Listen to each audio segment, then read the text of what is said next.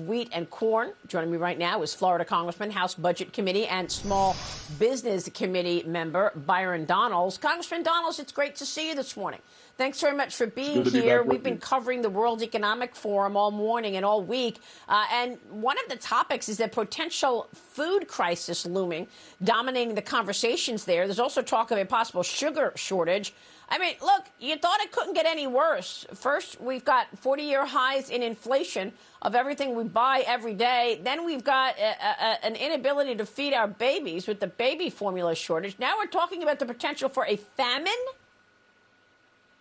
Yeah, this is not good news, Maria, at all, across, not just in America, but across the globe. One of the things that we've always been concerned with respect to the Russian invasion into Ukraine, is what's going to happen with fertilizer stock for farming across the globe. We kind of knew this was going to be an impact. Some of the early data was suggesting it was going to be an impact. And of course, here we go. What makes this worse is that here in the United States, if we had a robust energy apparatus, it's not just drilling for oil, that's important here at home, but it's also having the necessary refining capacity, which we don't have in the United States. So that it's not just about getting gasoline to gas pumps, but it's also all of the derivative products that come from oil, that come from petroleum products, one of them being fertilizer.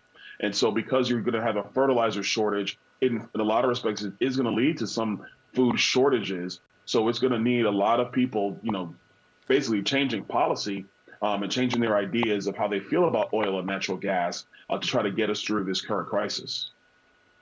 Well, I mean, you make exactly the right point, and you've got an op-ed out on the Hill, which is titled "Soaring Diesel Prices Spells Bad News for America."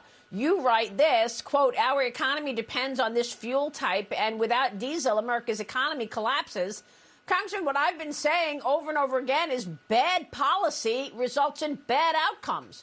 Diesel prices are at $5.53 a gallon today, and the price of regular gasoline is at another all-time high.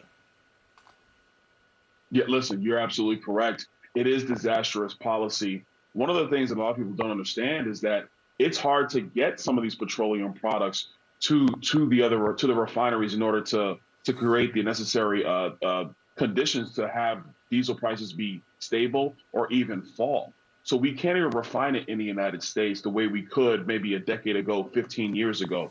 That's number one. That's really because of bad economic and energy policy from Democrats, specifically in blue states, because their state departments of environmental protection have stopped refineries from being able to be maintained altogether. And so what happens is these refineries aren't there. The other thing we have is, like I said, there's so much more demand for petroleum derivatives. Whether you're talking about contact lenses, wireless earbuds, cell phones, TVs, clothes, any product you want to talk about, there's a derivative of oil in that. So the demand for petroleum products is massively increased. Our refining capacity in the United States is actually down from where it used to be. This is faulty leadership that's been happening for quite a long time. It started in the Obama administration, and we have to get serious about refining capacity in the United States.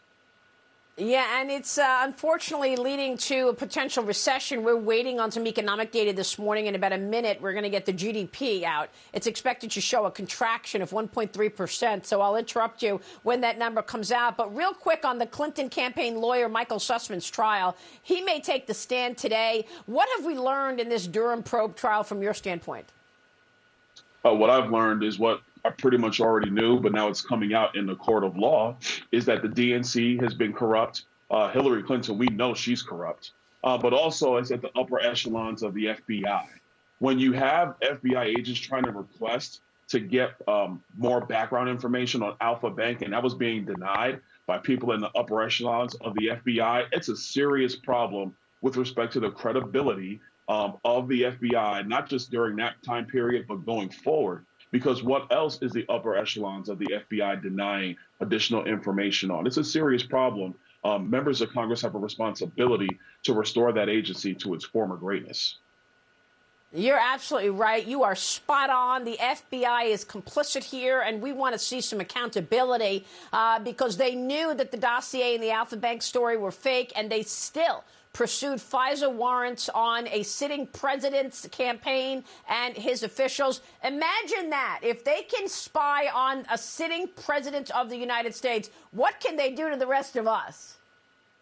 You're absolutely right. If they could go after Donald Trump. And let me back up for a moment. For all the people who may not be fans of Donald Trump on the other side of the political aisle, this is about Donald Trump, but it's also not about Donald Trump. You're absolutely right, Maria. If they can do that to him, they can do it to anybody.